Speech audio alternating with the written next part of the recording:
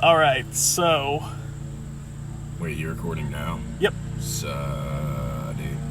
So what we're gonna talk about today? Today.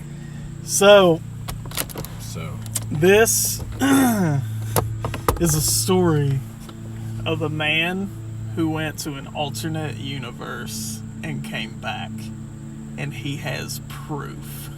ooh. So I'm not going You to. said yes. I'm not gonna say too much else about it. I'm gonna read his story as he has written it. Okay? And then I will give you the information that you can look this up for yourself. I just don't want you or anyone listening to look it up just yet. That way they can get the full effect. Well, yeah. Okay. I was hoping that you would just go over it first. So That way I had a general idea. I'm gonna read exactly how he has written it. Okay. This is his story. And it says, so the guy has chosen to stay anonymous. So he says that his name is James Richards. But that's not his real name. Okay. Just an alias. But here's what he says. He says, on September 9th, 2009, I experienced something that I'm still having trouble believing happened to me. I came into the possession of... Not going to read that yet. Hold on. Because that's going to give away the whole story. September 9th, 2009. You said, wait a second. I live in Livermore, California, but on September 9th, I was driving home from Turlock after visiting a friend for a few days. I had my dog with me and didn't have any plans for the day, so I decided to take a drive through a place called Del Prieto Canyon, just west of Turlock. There's a scenic road that is a fun drive and actually goes through to Livermore. I hadn't taken a cruise through it for a while, so I thought I would take this way home, and it was about 2 p.m. That's important, I bet. 2 p.m. So a ways into the canyon, my dog started acting like she needed to use the bathroom. So I pulled over to the first available parking area to the side of the road and let her out while I stretched. At first I didn't notice, but then I heard the barking from about 30 yards away and saw that my dog was chasing a rabbit. My dog is a pretty good dog, but if she is chasing something, then there is no stopping her, so the only thing I could do was to become part of the chase. They already had about 40 yards ahead of me, a head start, so I had to really book it. The uneven ground and soft dirt patches made it difficult to run, and it wasn't very far into the chase I had stepped into a rabbit hole, fell, and knocked myself unconscious. When I woke up, I was in a room with some furniture and electronics in it. I was taken care of with a bandage on my head, but I still felt uneasy about the situation because where I fell and hit my head was in a very rural, unpopulated area with no houses. But outside the window of the room, I could hear traffic. I wasn't near the window in the room. It was actually on the other side next to an unusual looking electronic machine that I didn't recognize from anywhere I've seen before. The only reason this stood out was because it seemed out of place in a person's home, which most of the room resembled. I decided to get up and look out the window, but the door opened and my dog ran in, who was excited to see me. And when I looked up, there was a man standing at the door. He was about 6 feet tall, had medium long black hair, and was dressed casually but gave me a greasy vibe, if you know what I mean. That's what he says, greasy. So like Like a tweaker, maybe. kind of, yeah, it just made him uneasy. That's what picture I'm getting off of it. Yeah, so it kind of made him uneasy. So Band or something. But yeah, uneasy guy. he introduced himself as Jonas and asked me if I was okay, which I said yes. He said he found me unconscious in a field with my dog barking at me. So I thanked him for helping me and my dog out, and I was surprised that my dog even came back to me. I then asked him the question that would make me start wondering if in fact I had gone crazy. I asked him, "Where am I?" "About 20 feet away from where I found you," he replied. I told him that couldn't be possible because there were no houses within at least 20 miles from where I last remember being. He then told me that what he was going to say next will be very shocking and unbelievable, and that if he didn't actually experience it himself, he wouldn't believe it. He took a look at the machine near the window and looked back at me and said he transported me into parallel Earth. With the machine. Kind of. So he said that he traveled to our Earth dimension and found me knocked out in the blazing heat with nobody around to help me. Normally, he said he doesn't take outsiders through the portal, but in my case, he thought I needed urgent help. I immediately started asking questions about traveling to parallel worlds, since all I knew about the topic was YouTube videos of Mikio Kaku, the scientist. So, he told me to slow down and that he would explain everything himself. Apparently in his world, a parallel travel machine can be purchased quite easily. While not cheap, it's pretty popular, even though the machine can be dangerous enough to cause death. What the fuck is that? Probably a tractor. Oh, it is. I was wrong. So yeah, he says that you can purchase these machines. They're not cheap, but they're pretty popular, even though you could potentially die from it. Right on. Use at your own risk. So It's like a legal drug or something. Use or cars. It's like anything, man. In the 1950s of his dimension, the government was faced with the decision to continue to fund a space program, I'm guessing NASA, Yeah, I'm guessing. or a parallel dimension program called ARPD. I can't remember what he said it stood for. I'm pretty sure the PD is parallel dimensions, and I remember the acronym because I noticed it a lot on the electronics that were in the room. He then explained the real danger of using one of the machines was exploring new dimensions. Since there are an infinite amount of Earths in other dimensions, only a small amount have been explored. The problem with exploring unknown dimensions is the chance you will die somehow once you walk through the portal doorway. He told me people have died from falling if the ground isn't close enough to where the portal opens. They have died from drowning because there are worlds covered in water and it's hard to reopen a portal underneath water. That would suck. They have also died from fire. Just a world of fire. And other atmospheric issues. He said in order for people to avoid this, they would have to know that there would be a similar ground to the dimension they were traveling to. So his government began to research worlds that were safe to transport to, even creating public spots where people could choose a menu of worlds to go to that were labeled as safe. So, many of these worlds were lush vegetation worlds that were never ruined by man, only to be invaded by the large overcrowded population of the traveler's world. He said something about new industries that opened up because of this, one of them being something like dimensional life brokers, those people who offered the chance to live as someone new in an already established similar world that doesn't know of dimensional travel, nor that there are people crossing the dimensional border too. Jonas said he was an explorer for one of the dimensional travel agencies and was looking in new uncharted dimensions and came upon my Earth. We talked about a lot of things. It was interesting to see what similarities and differences we had between worlds. Foods, culture, TV, technology, we covered a lot. We also started talking about music, which was an interesting topic because there were many of the same bands between our worlds that existed, including well-known ones like Led Zeppelin and the Beatles.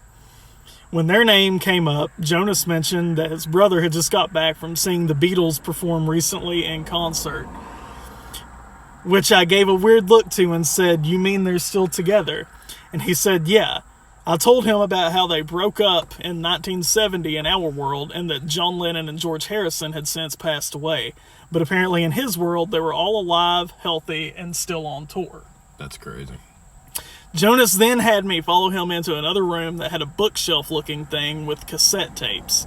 Yes, the music ones, because apparently CDs never caught on in his world.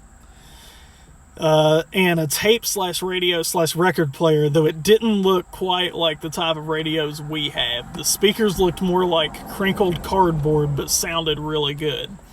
I didn't get too good of a look at the speakers, but they certainly weren't round. They almost looked like a tall accordion. So it gets weirder.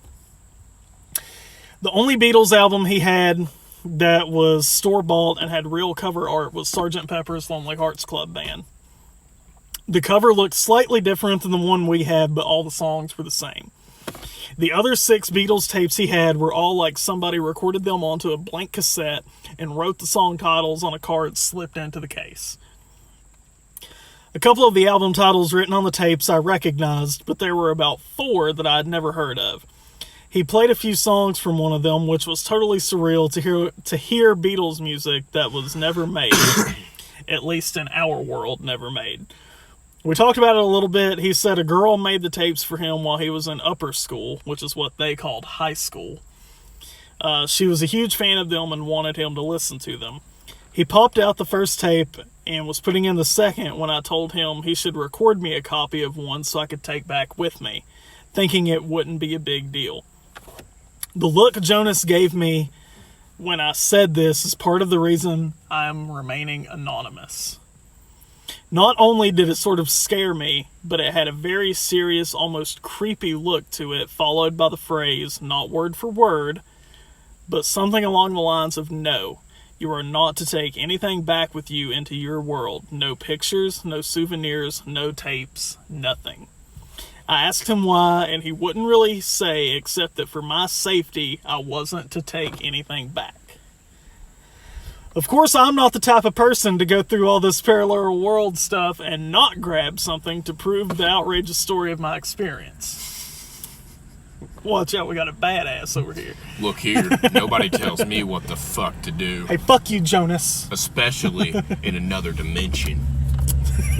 So for the moment I told him I wouldn't take anything and changed the subject. Klepto. About an hour later, after some more talking, I heard a doorbell ring and he left the room to check the door. I knew that I may not have another chance to take something, so I grabbed one of the tapes and put it in my pocket, and then I shuffled the tapes around to make it look less obvious that something was missing.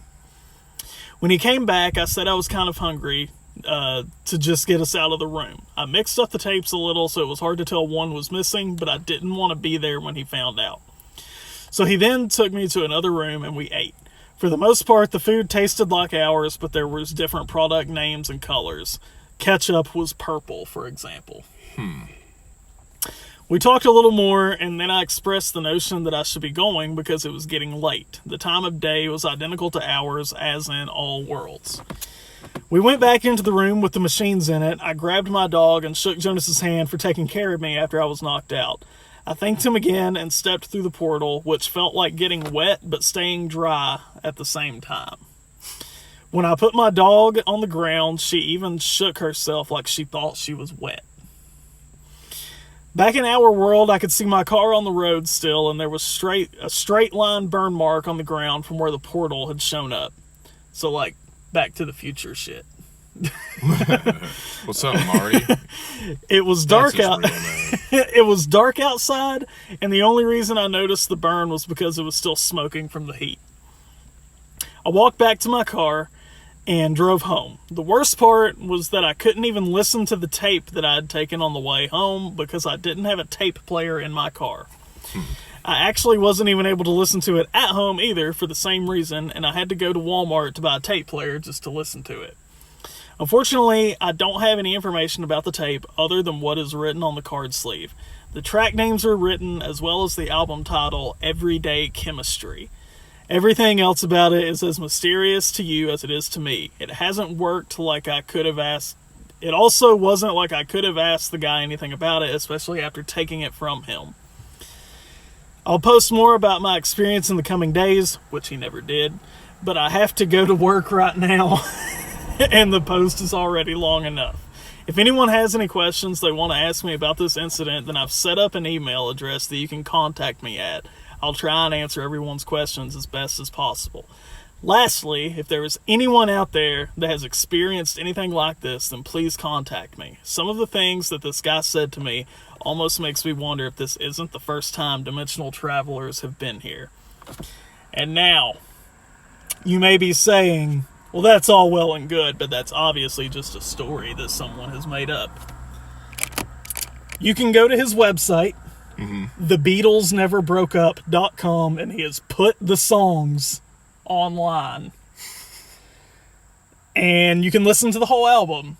And it does sound like Paul McCartney, John Lennon, George Harrison, and Ringo Starr singing the songs.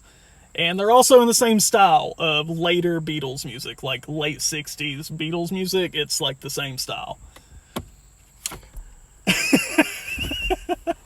Wonder if that guy's dead. So, the thing about it is you can also find it on YouTube as well. People have put the music on YouTube.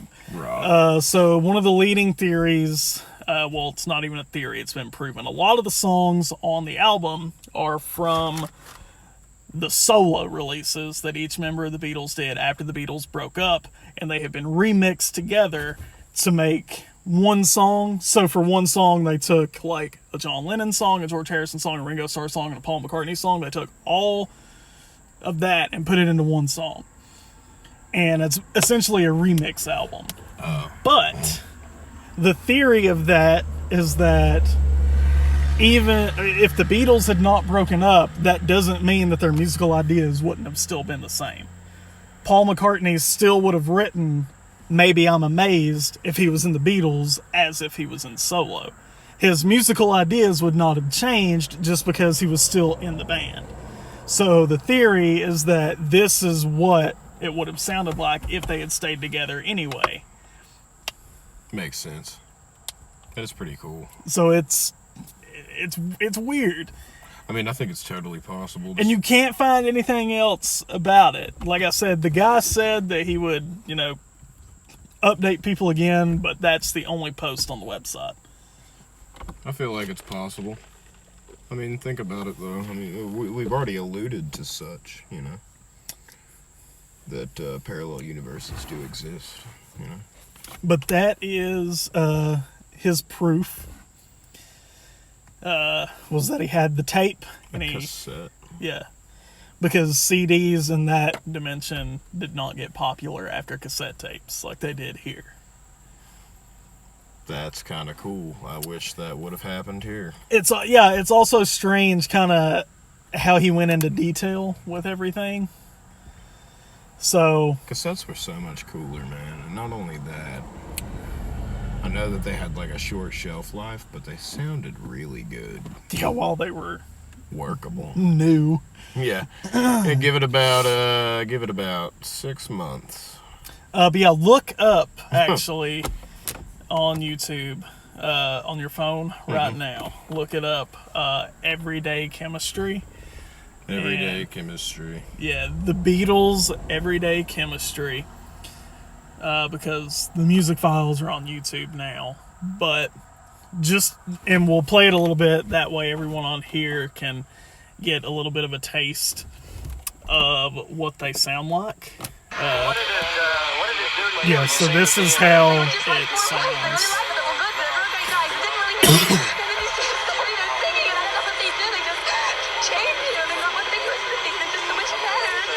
This is kind of like an intro track.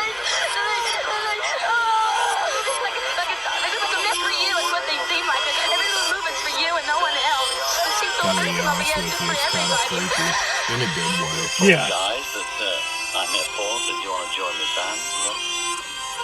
And then George joined, and then Ringo joined. We were just a band who made it very, very big.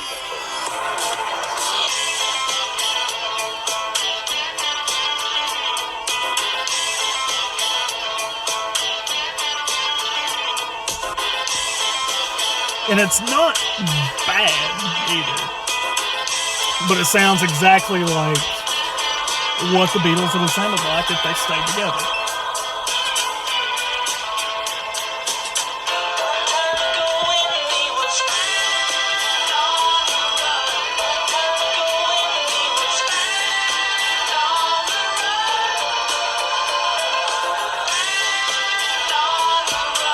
But yeah, so that gives you an idea of kind of what it sounds like. And like I said, the theory was that Seth's jamming to it.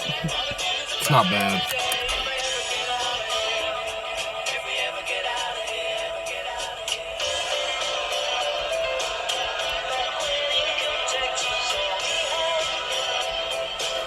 But yeah, It does sound like a remixed album. Like it just sounds. Yeah. It sounds like some kind of DJ cut. and so like I said, that brings us back to the theory of they still would have had the same musical ideas. They still would have written the same songs. And if they were in a band, it only makes sense that they would perform those songs together, which means that a Paul McCartney solo song could have a George Harrison guitar excuse solo. me. So this episode's a little bit shorter, but A little strange, don't you think? yeah, it's wild. The interesting part to me is how the mix was done. I feel like the mix was very weird. It was. The placements were very strange. You know, like Band on the Run, for example. The chorus Yes. for that was just randomly in the middle of a song. And see, that's the thing. Like, I don't know.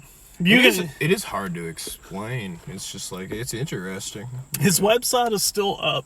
TheBeatlesNeverBrokeUp.com. I hope he's still alive. We should try to get an interview with him. Good old James Richards. We don't even know his real name. Hey, I know that you're anonymous and all, but would you like to break your, Would you like to break your anonymity for an internet show that no one knows about? would you? We only have currently 40 subscribers. I know. How are we going to bump these numbers up? Guys, how do we need to bump these numbers up? They're rookie numbers. And we're really good. That's what I don't understand. I think we're slowly starting to get a few more views. I'm telling you, we need to do a relaunch. It'd be sick. That always makes people pumped. It does. They're like, holy shit. Well, we're going to figure out how I gotta to do work that. on it first. We're going to figure out how to do that, but in the meantime, hopefully you've enjoyed the story about Stick around. alternate universes. And that guy that, And if you've had an experience, tell us, not him. yeah, he's probably dead. Jonah probably killed him. Jonas. Jonas probably killed him. Fucking Jonas.